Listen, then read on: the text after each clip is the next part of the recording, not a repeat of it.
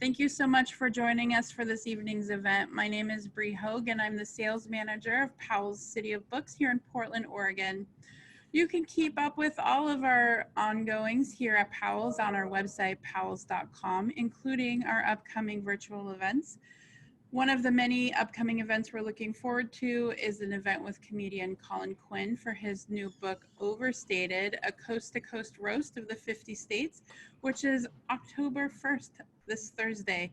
You can also follow along with us at Twitter, Facebook, and Instagram. Tonight, we're very honored to welcome Dan Mathews and Alex Ebert. Dan Mathews was born and raised in Orange County, California, and spent a few years in Italy before returning to the US, where he began working at PETA as a receptionist, and within a year was organizing protests. Dan has been with PETA for 35 years now and is currently the senior vice president.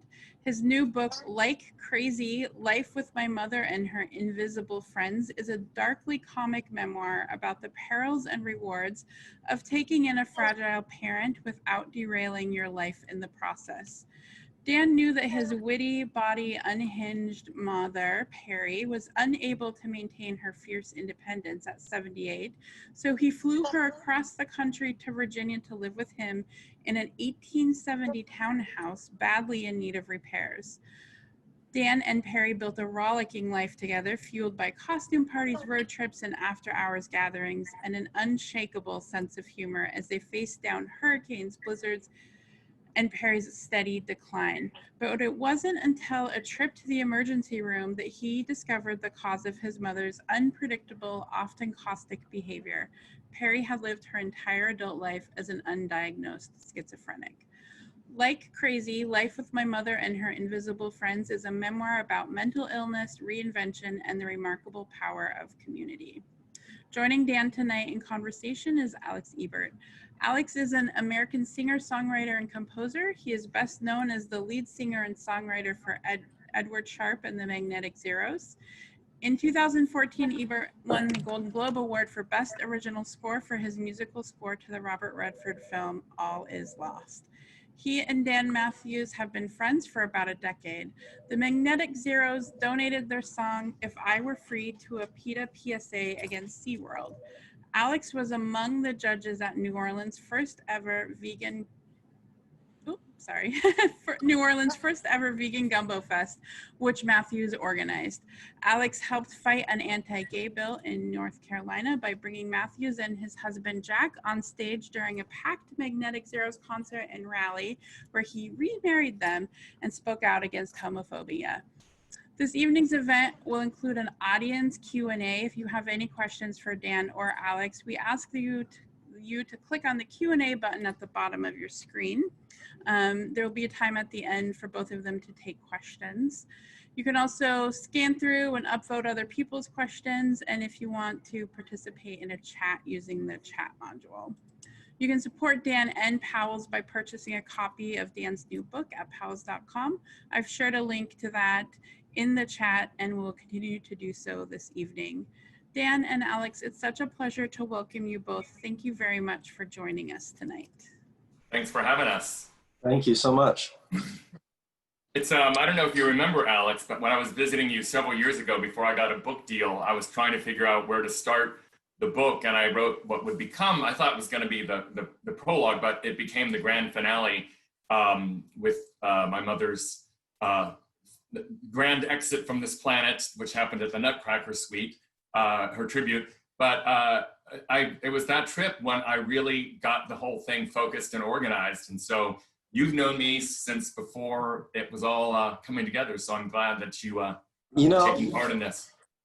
So I literally just finished the book, and that scene with your mother's ashes, I mean, I don't want to give it away for people who like, it is, I'm reading it going, why do I know this fucking scene? Why is this just like baked in cinema? Like, is this just the architecture of like humanity, or what is this? How do I know the story? And then now I understand why I know that. But I started to tear up as I was reading that finale, because oh, God damn. And I'm so glad that I actually just finished it, because I get to sort of convey to you how emotionally like impactful that the whole story, the whole thing really is this incredible, it's not a slow build. It's not a build at all, because it's like, it's whiplash from the get.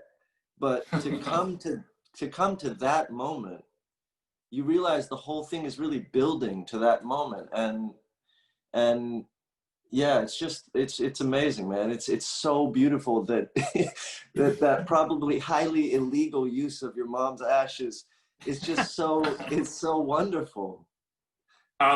Well, you know, I will, for people that aren't familiar with the story that much, I wrote, my first memoir was called Committed, and it's about my PETA activism, and it came out in 2007. I did a big launch in person at Powell's, and it covered what inspired me to become an animal activist. And really, it was my mom. I mean, I've worked with, you know, designers around the world, you know, convinced Calvin Klein and Armani to stop using fur, worked with, you know, people like Paul McCartney and Pink are very involved in PETA. But the character in that first book that everybody was most obsessed with was my mom. And it was because, you know, we used to move in shopping carts. We often, you know, we grew up in a very kind of raggedy existence, but it was filled with love and filled with lots of fun. And my mom grew up in orphanages during the Great Depression in Virginia and in Washington, D.C. And my brothers and I have my two brothers who she raised. We always thought that her mental challenges were rooted in her growing up in orphanages and foster homes. We never had idea that there was something deeper lurking there. And because she was such a great, you know, I was gay. I used to get gay bashed in the 1970s in school.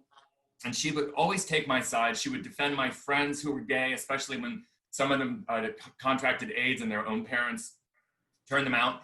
My mom was always everybody's champion. That she's been, you know, tear gassed, marching against the Ku Klux Klan. She raised me to be an activist. And whenever I would get arrested, she would be so thrilled, you know, supported me joining PETA.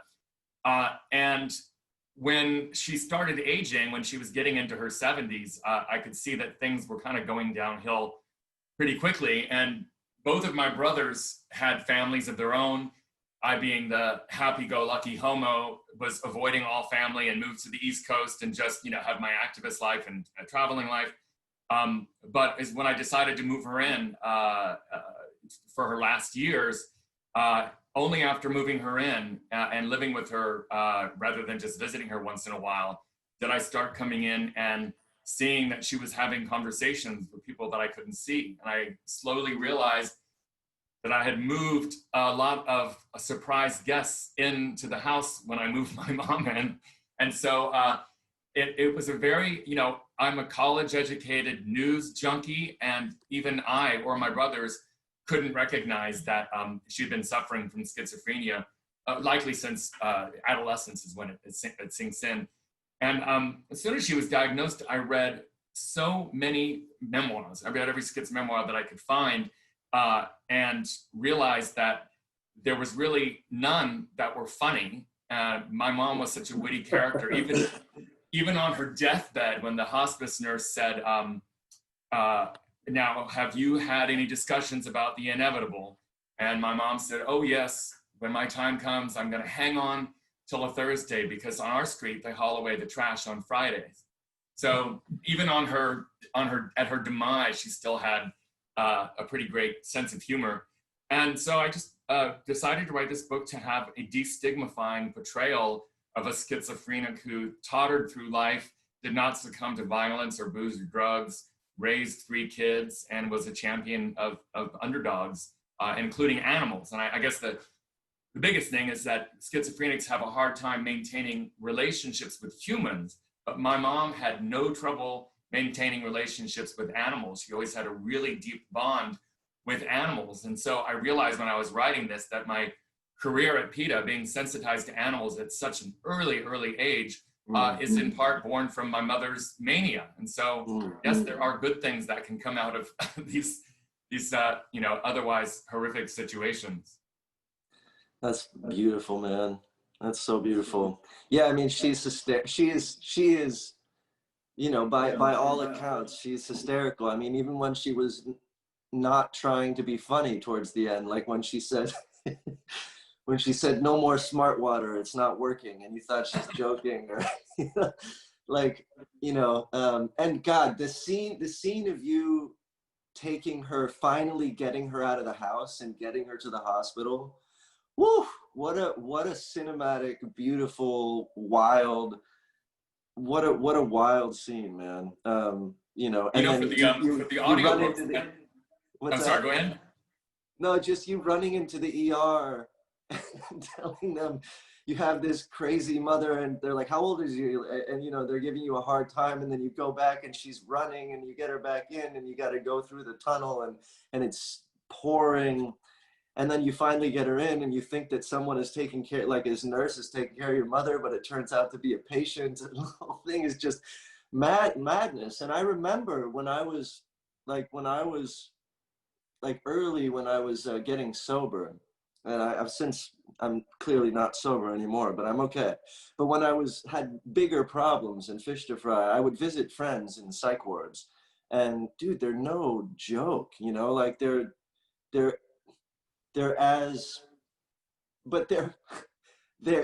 no joke. They're no laughing matter. But like, when you described some of the like symptoms, or like people who might be schizophrenic laugh when people are crying. Right. And you said you had that. I have that, and like, when shit gets crazy, I start laughing. And like, when I'm in those kind of situations, I'm about to be arrested by a cop or whatever it is, I start laughing because I'm really finally attuned to the absurd, and all life is absurd. And so much of this, it's hard because I do believe you said in the book that you hadn't, really communicated with ghosts, even though you really wanted to. But I have, according to me, I have, right? So I'm reading totally open to it. Yeah. So I'm reading it and I'm thinking, well, she's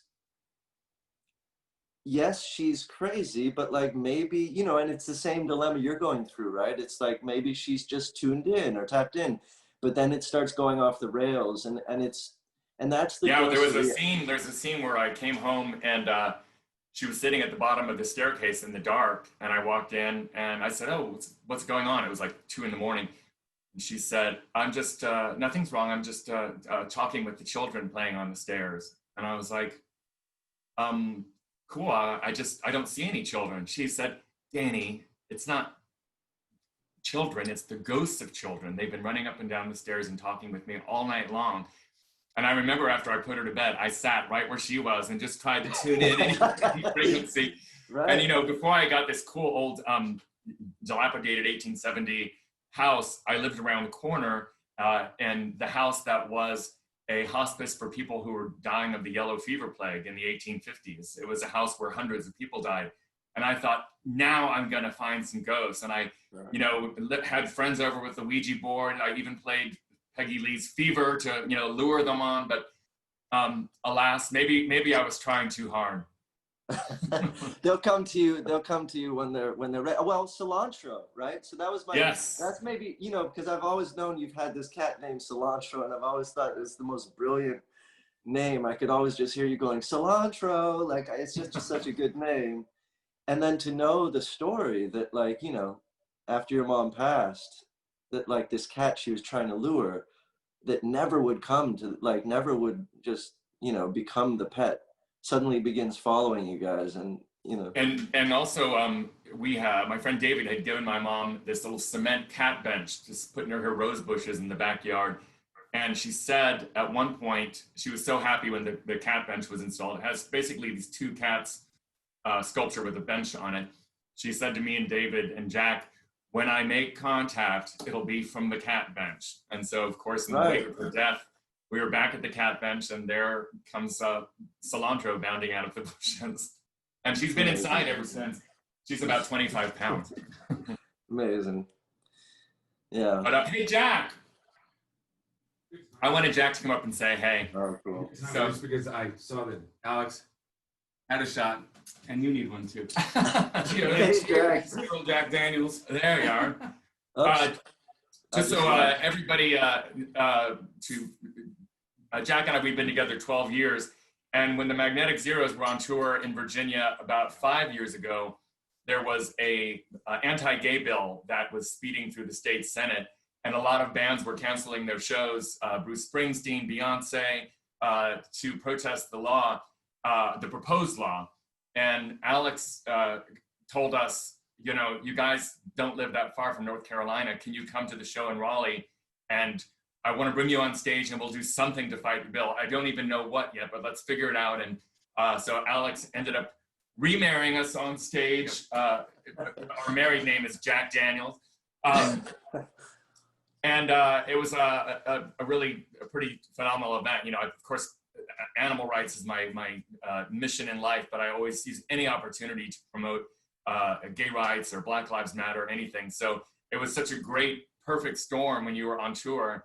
And some audience member, and there was like 5,000 people there, some audience member filmed it and Rolling Stone posted it. And then the story just took off all over the place. And you know, I'm not sure I told you what happened a few weeks later. So on stage, Alex says, do you, Jack, take you, Daniel, to blah, blah, blah, fight depression. I now pronounce you Jack Daniels. 2 weeks later, I get a box in the mail from Jack Daniels, and I don't shop online. Really? What the hell is this? And I open it up, and it is a letter from the master distiller saying he read our married name in the press after what happened in North Carolina and thought it was awesome and wanted to send us a signed 150th edition bottle of Jack as a wedding present from Lynchburg, Tennessee. Wow. So it really showed, you know, when you stepped up like that, and it really did usher in a lot of people to sit up and take note. And so Jack is a major character in the book. I had moved my mom in, and the house was immediately underwater because I bought right before the recession. I don't know how to fix anything at all. And then I move in my crazy ass mother, and I thought, now I'm off the market. I am off the market. Nobody's gonna want to go out with me with all this baggage.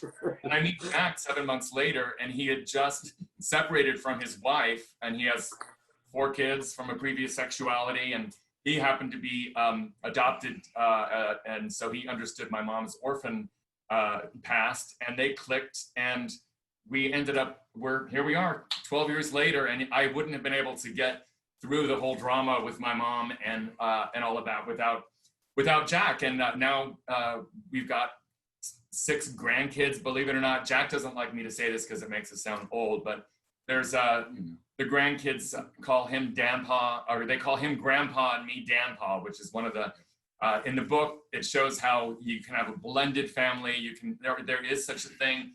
There's so much bad news nowadays that I really felt compelled to put a positive story out there of people that, you know, break through the barriers and find love and find acceptance, even against all odds, and dealing with mental illness and all that jazz, and fighting for animals. And Jack's a production designer for indie films and TV shows, and spent the last few days shooting Christmas trees out of cannons for a upcoming TV special.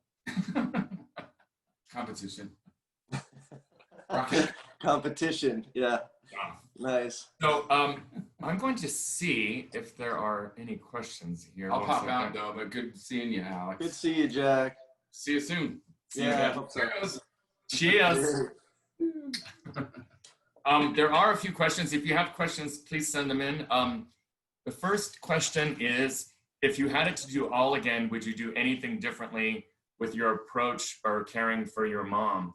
And I think I can honestly say I wouldn't have done anything differently. I had no idea what I was doing, but there was a lot of things I learned along the way. And I think it's just a matter of listening to your instincts. When somebody's schizophrenic, for instance, and they say a plane just crashed outside on the street, and you were just outside on the street and there was no plane that crashed, you can't tell them that there was no plane crash. You just have to say, oh, how awful, I hope everybody's okay.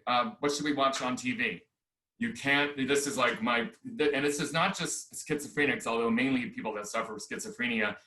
Schizophrenia is just an excess of dopamine in your brain, and it means that signals can't reach one part of your brain from another, and especially during emotional times, you get these mixed messages, and you are hearing what you think are somebody's thoughts. You're hearing odd noises. My mom heard herself singing in a really awful singing voice a lot of the time.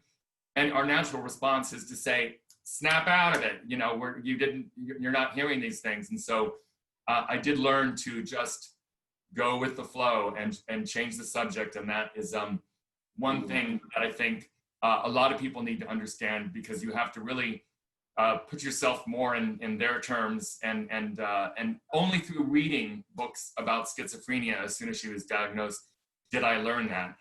I made tons of mistakes along the way. They're all documented in the book, but you know, it's okay to make a mistake if you learn by it. And I think by the end, getting to that was a big issue. The next question is, one second here. Are you writing anything new?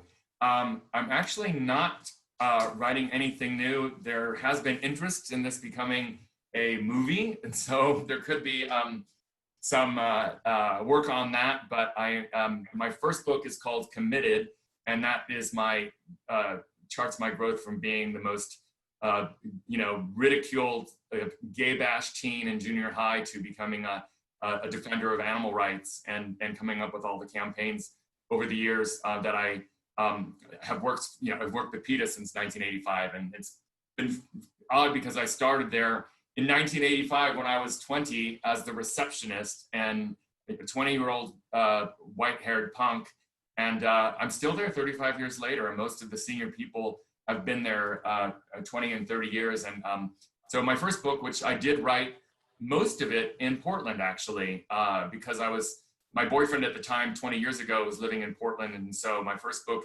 Committed, I wrote at the Portland Public Library in the writer's room, and did a big event with Powell's in person. So I was excited to have Powell's be a part of the launch for this. And let me see if I can not screw this up now. 1 second here. What books or authors influence you in your own writing? I would have to say that I am a sucker for memoirs and history books. I just really, I'm so fascinated by real life that I don't get into novels that much. But I like people that have a pure out there voice. There's a book called My Face for the World to See by Liz Renee, who was a burlesque queen in the 50s, who was a mafia moll. And she's one of my favorites. And what are some of your favorites, Alex? I mean, so I like books like the one that I like, like crazy. It reminded me of that sort of, there were moments where I felt like I was reading on the road or something. It felt like this discursive, like autobiographical, like rant, like just, it almost felt like you wrote it in one sitting. It felt like you sat down and you thought, like, what the fuck just happened? And this is the story. And it just has this, it's one of those books you can read in one sitting. And I love those sort of, those moments, those highly personal, like you divulge so much personal stuff. So anything like that, it's sort of, my favorite is that blend between autobiography and sort of story, Well, it's the big discipline when you're writing a book like this is to keep it on focus and not have too many side, diversions. But I was I had to be very strict with myself about that. There are a few there's a fun road trip to Hannibal, Missouri, which is a part of the book. I think just, keeping focus. Also, when something wild happens, even when I'm not in the process of writing, I will write down that incident in very, very vivid detail, knowing that incident will probably come into play at some point for a book. I did that with my first memoir, Committed, and also with Like Crazy. My notes are not on a laptop. It's on bartender or bar napkins or menus or scratch paper, things that I would find in my pocket that were just filled with details of the moment, no matter when it happened, if I felt like it was going to be key to the story. And I, like my publisher, Atria and Simon & Schuster, they were like, the detail was so vivid. Did you just, take lots of notes? And I really only took them when an incident happened. And I think, you know, what is a book but a string of interesting incidents that all make sense at the end. So you kind of you were taking note, like you were documenting in note form during the whole her stay with you. The whole time, yeah. Really? They were. Oh wow. It feels was, like that. It was easy to do because my mom was so hard of hearing that we would often communicate by notes. And like I have one thing that she wrote, you know, she wanted me to go to the post office. She said, I need stamps. No love, no, what was it? No love. No love, no flowers, Elvis or astronauts, please. On the Brilliant. pictures on the stamps. Yeah, a haiku, yeah. So yeah, those things were very helpful. Let me see. What should we all be doing right now to support PETA? How has COVID affected the movement? That's a fantastic question. Our mission has expanded a bit with the whole onset of COVID, because COVID came to us from live animal meat markets. This one happened to be in China, but live animal meat markets around the world have spawned HIV, SARS, mad cow disease. These are zoonotic diseases. 70% of these diseases come to us from animals, not because animals are minding their own business or because we're minding our own business, but because we capture wild animals and confine them and kill them and eat them. And that's where all these things have sprung from. So we have, you know, kind of rebranded our vegan campaign to urge people to really connect the dots and think about how to avoid the next pandemic, and also have a lot more healthy lifestyle by eating vegan. And there's so many incredible options now. We had some really huge news today, because it's not only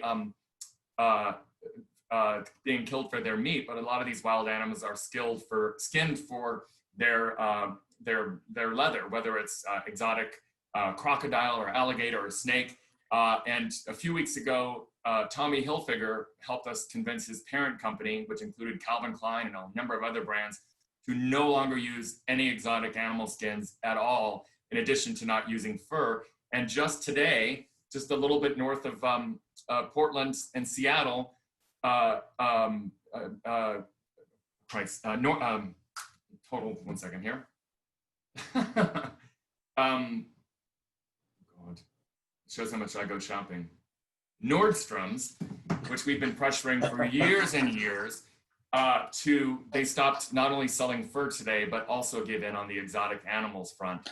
And so we're really widening our reach into fashion houses to stop using exotic animal skins, and also doing continual undercover investigations on live animal meat markets, as well as into the slaughterhouses. You know, there's all these diarrhea lagoons in Iowa and North Carolina from factory farms. And, you know, in addition to the cruelty that animals endure in slaughterhouses, waterways are polluted. You know, our health is threatened in a variety of ways. So it's a great time, no time like right now, to try eating vegan. And you can look up on the PETA website, do it for a month to get a feel for it. You can find recipes. Now that Thanksgiving is coming up, we have a whole Thanks Vegan campaign with cool recipes and things like that. But please go to the PETA website, PETA.org, and check out the latest with that. And let me see here. Are you working on any new projects, Alex? Yes. I'm finishing up a solo album. This is in the middle of a new Edward Sharpe album. That I think is pretty fucking good, and a slew of other things, a slew of other things. I'm actually trying to finish up a novel, Dan. Fantastic. Yeah. It's tough. It's tough. Feel free to share passages, feel free. I know I sent you the early parts of mine. Yeah. When is the new Magnetic Zero supposed to be out? I'm going to try and finish it over the next month and a half, and then it'll probably be out at the very beginning of the new year. Probably leak a song or put out a couple songs in December. Awesome. Yeah.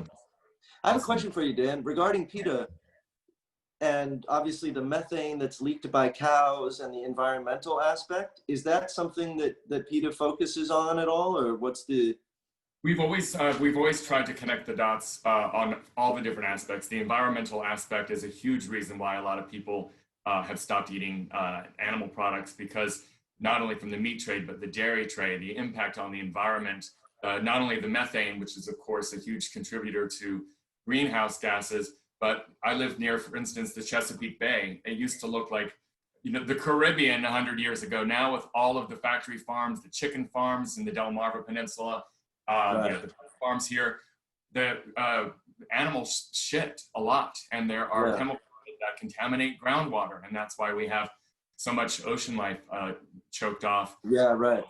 You know, there was just a big 60-minute story about how pig farmers now are refusing to allow health inspectors onto their farms to document cases of not only salmonella, but the animals like pigs are kept in such miserable conditions their whole lives that they're pumped full of antibiotics. The number one consumer of antibiotics in the world is the meat trade. And when people eat the meat, they lose resistance to the antibiotics. And now we're seeing all these outbursts of people that are not able to mend on drugs because they have weathered up in their system and resistance to it through meat. So there's 60 Minutes did a really fascinating thing about that, which is, you know, and then of course there's just the cruelty and involved, you know, nobody wants to see a bird boiled alive in a defeathering tank for nuggets when you can get some nuggets that are vegan and taste pretty much the same nowadays. And there's been such an explosion with the Beyond Burger and all that stuff.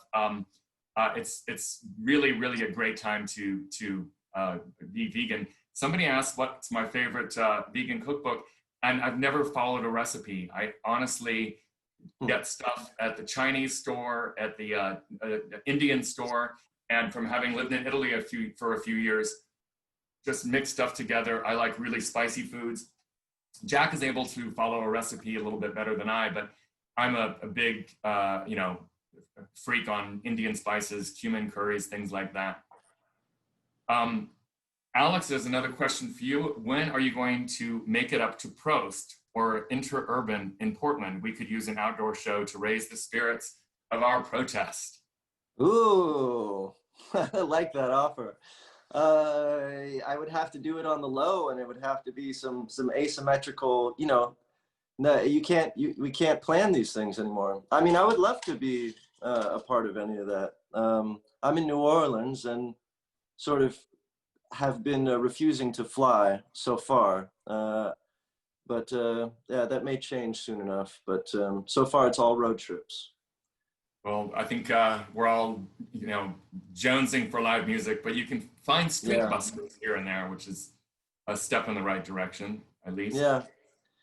Yeah, live music is, it's funny. I was walking down the street. I play live music, so I can take it for granted easier than most. And then I was walking down the street, and I hear people in New Orleans blasting music, but all of a sudden I heard this thing, and I was like, what is that? That's music, but what's different about this? I was like, there's something about the timing. There's something about I was like, holy shit, that's live music.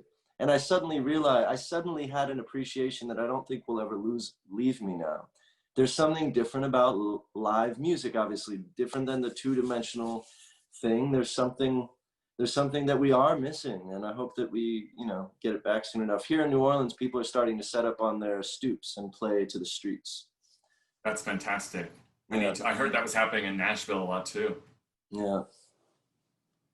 Another question is, what was my mom's reaction to her diagnosis of schizophrenia? She would not discuss it. She was in the senior psych ward for a few weeks. We had, you know, these open conversations about it with her doctors, and she was in such denial for so many decades because she grew up in the 40s, 50s, 60s when you would get lobotomized, you would get locked up, you would lose your kids, lose your job. So she was always very much in denial, and she said that she would, you know, come home and take her meds if we never talked about it. And that was her thing. We could never talk about, we could never harp on it. It wasn't topic of conversation when people came over for dinner. It was everything else but that. And she remained, you know, a good pretty good party participant. You know, when she realized she was going down, we actually had a big party while she was still able to enjoy it, but she did not want to talk about the senior psych ward. There were only a few friends who went to see her when she was there. Interestingly, one of our good friends is Riley, and he was a DJ at a strip club here. This is a big military town, so there's a lot of our friends are tattoo artists, or there's a lot of strip clubs. And when my mom was having one of her delusional rants at the psych ward, when we were having a meeting about with the team of doctors about what to do, she was down the hallway screaming, Riley, if you can hear me, come at midnight with the pack of strippers to break me out of this place, but don't tell anybody. And I thought, oh my God, do I need to tell these doctors that we actually have a friend named Riley who's a DJ at strip clubs? And so it's not really delusional. She's just, but no, I respected her wishes, you know, and it's one of the most difficult things is to convince people to keep taking their meds.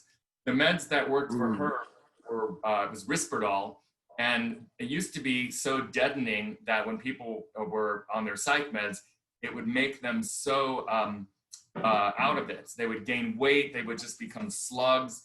And those drugs were refined just about 10 or 15 years ago to not be so deadening. And so my mom only needed to get a shot every 2 weeks, and then she would be, you know, revived. But her one condition was that it not be discussed. She didn't want the last chapter of her life to be all about talking about her lifelong skits. And I totally honored that, but I certainly had to tell her story in a book because there was so much stigma that she grew up with and so much pushback from society about admitting any mental illness that I felt like the story really needed to be told, especially because you know, she was such a great individual in so many other ways and didn't let, you know, when she was committed, I thought of her at first as this tragic victim. And then I started realizing that she's more like a weary survivor for continuing raising her kids, you know, marching against the KKK, supporting animal rights,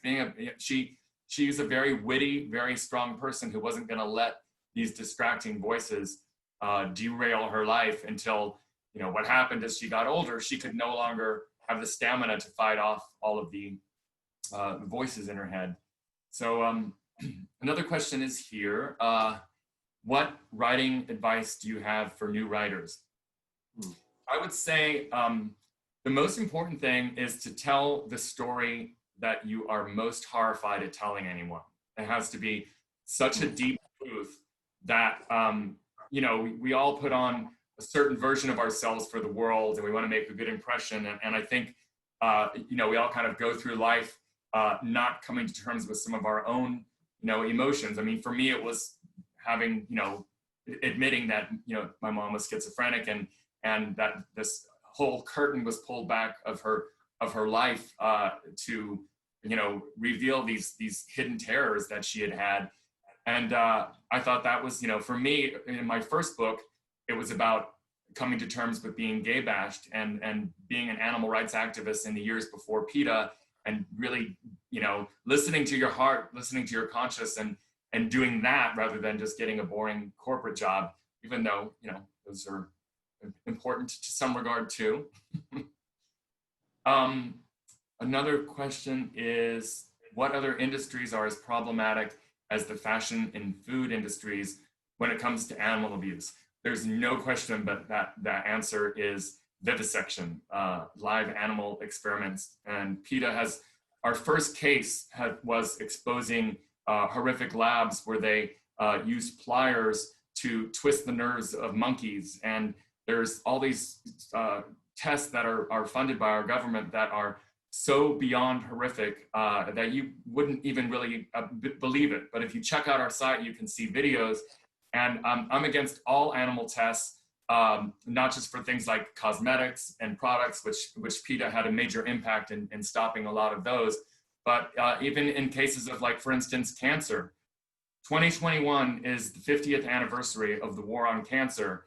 And most of the effective things we have now to fight cancer are early detection and prevention, not from cutting up animals and trying to turn them into animal models for cancer. So I think, that's going to be one of PETA's big campaigns after the election, is really revving it up against government-funded animal experimentation. And you can read about that on our site at PETA.org.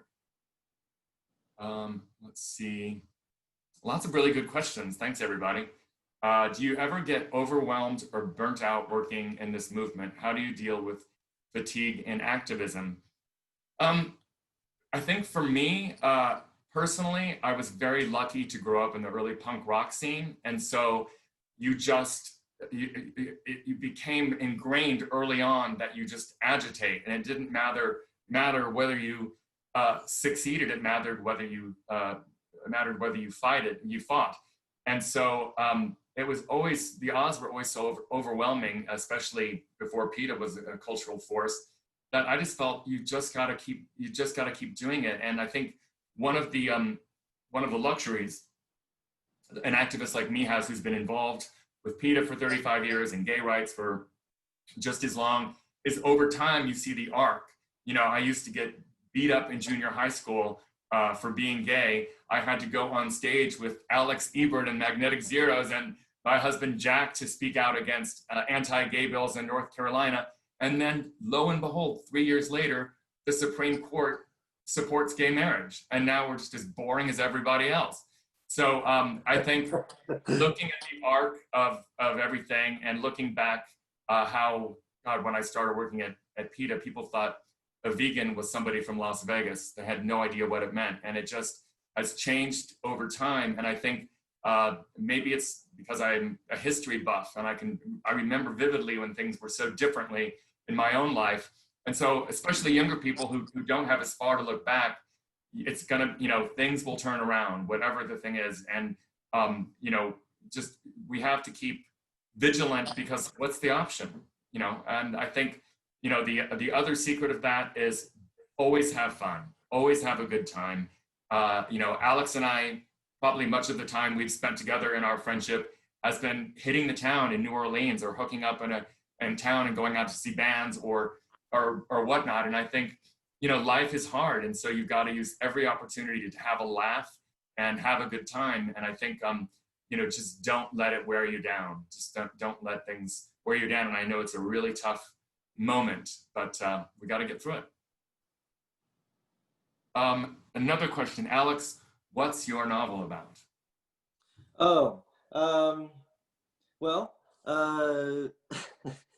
So in a nutshell, I was at a dinner, anyway, in a nutshell, it's about a guy, this is sort of based on a true story, a guy who's almost related to me, was working for the government in the 50s, post-war, and then came home one day and said to his family, I'm leaving, I'm packing up, I'm gonna start a Dairy Queen in Peru, and left his family and started a Dairy Queen. Now milkshakes had, they had been around, but Dairy Queen really perfected the milkshake. So he's gonna open up a Dairy Queen in the middle of this like yak and, llama town in the middle of Peru, not Caracas, but like, a small town. Turns out it's a front for the CIA, and he's spying on like, a military guerrilla regime. And in my version, the milkshakes become so popular because this town has never tasted a milkshake that he becomes less inconspicuous than he wanted to, and he ends up having to immerse himself in the drama and wield his power and force as a maker of milkshakes and decide which side he's gonna lend his power to. Yeah. Well, good. You have to allow me to give a little sidebar hints into the dairy industry before the milk arrives. Oh no, you're right. Yes, well, thankfully it's a period piece. Yeah, no, that's cool. And anyways, Dairy Queen now has a vegan option. So there we go. How far along are you in it? I'm 400 pages deep. I have to. It's a mess, but I have the last fifth of the novel I have to finish. Right. I look forward to reading it. Yeah. Here's a question. What do both of you do in order to valve your pressure and take care of your own mental health? Oh, wow. I mean, it's similar to, you know, I thought your last answer to the question about how do you not burn out is something that is akin to something that I always keep in mind, which is that success isn't, like, I don't measure success by goals. I almost have no goals. In fact, I'm almost entirely averse, like when people all the time will be like, let's set an intention for the night, let's do an intention, and I'm almost averse to intentionality, because I don't want to master life. I want life to master me. I want it to flow through me. And that's like, you know, so there's a certain amount of sort of chaos and whatnot, and that will lead to a certain kind of burnout. And I think that the way that I try not to allow that burnout is, like, this morning I got in an ice bath, and then I walked outside basically naked in like at dawn, and did the stupidest dance, and like howled, and then got down on the concrete and like bowed my head and looked up to the heavens and said, like, thank you, mother. Like, I just did some weird shit that felt right, that I knew no one was looking. You got to do those things, you know what I mean? Because we have, like, there's a certain, you know, I'm wearing a shirt right now because of social anxiety. Social anxiety, everything is like, we're all been culled into this sort of like, you know, to the way we're behaving. And I think that that's really the killer, is like, and it's at the same time, it keeps us in line, it keeps society working, and it's better than despotism or like a dictator telling us what to do by gun. So we keep each other in line. I don't shit on my neighbor's porch because I don't want him to yell at me, and that's okay. But at some point, you know, breaking free and like remembering our sort of the animal within us. For me, if I don't do that, and actually I used to get that when I was on stage, I would just rely on being on stage to keep me sane. And now that I don't have that, I've got to go out at dawn and like do a weird dance and do something like that. Otherwise I would die. You're handling that whole thing better than some other artists that I know. So I think that's, obviously it's working. And so that's fantastic. Yeah, well, creativity helps too. Just, you know, staying creative. I know a lot of people during COVID though are having trouble just doing anything. Like a certain lethargy is kicking in. I actually feel more compelled to be involved in anything possible, and I've actually felt energized by that. To give you an example, in the first week of June, in the wake right after George Floyd was killed, we looked at all the, you know, everything that was going on all over the place, and we saw that, you know, his first funeral was in Minneapolis, his second funeral was in Fayetteville, North Carolina, where he was born, and then he was finally laid to rest in Houston, where he lived much of his life. And Jack and I have been to Fayetteville, North Carolina. It's pretty run down. We realized right away, having been through there, that there were not going to be many white people at that funeral. So Jack and I it was a Saturday, we used our day off to get dressed up in our nicest suits and get the biggest bouquet of flowers and just show up at George Floyd's open casket funeral in Fayetteville. Mm. And Jack painted a sign that read, George Floyd forever in our hearts. And we went there, we were so overdressed, but people were coming up and saying, where are you guys from? And we're like, Portsmouth, Virginia, it's just 4 hours drive. Where else would we be today? Where else would we be? We, you know, happen to be gay, and we know what it's like to be beaten up and nobody cares about it, or they scoff about it. And so I think it's time we all start, we're just here to show unity. And so everybody, people were coming up and wanting to take a picture of us with the flowers and the sign. And the media started coming up, and it was funny. All the gay prides had been canceled in June. And this reporter from the Fayetteville Observer came up, and they quoted my thing about, you know, we know what it's like to be abused. We're gays, and so we're showing unity.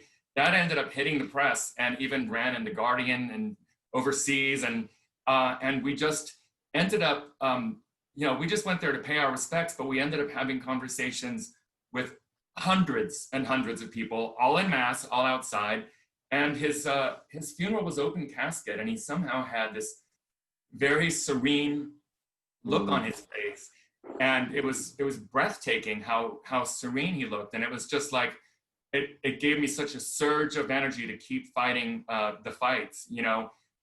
We talked about, being with PETA, and it's just, we just all have to stand up for each other right now. Mm-hmm. And I guess it can be exhausting, but I actually find it energizing. It is, man. It is. I think that the most energizing, there's so much talk about self-love and how to self-love and hug, this self. And sometimes I just feel like it's a big apology for late capitalism. And what we really need to do is just fucking help each other, because we get so much love into ourselves from helping each other.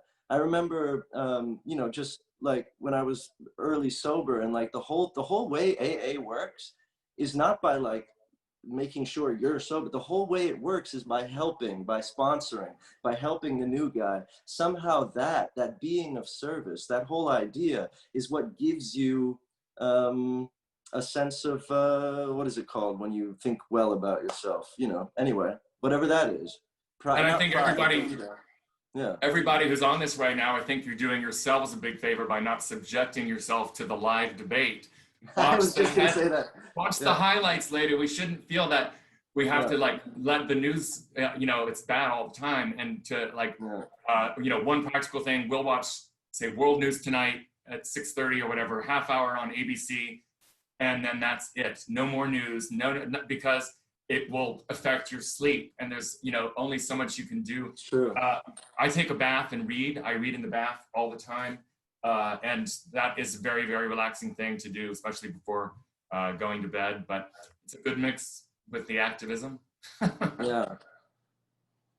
Let me see. One other question here. Has PETA worked on trophy hunting, trunks from elephants, etc.?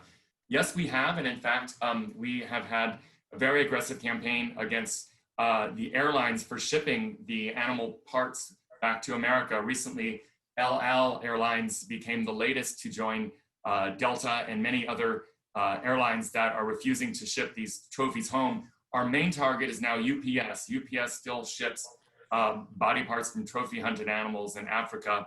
And I think it's just cutting off, not allow these bullies like the Trump boys to be allowed to bring that home. And so that's another thing, a great question. And if you want to help us take action against UPS, there's a thing about it on the PETA website, just to push them to join all the other airlines who are letting animals,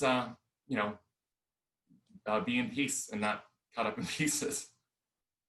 So I know we're wrapping it toward the top of the hour. So Bree, I don't know if you're jumping back in, but this has been a really, one of the better launches. People have had such great variety of questions. It's been a real pleasure.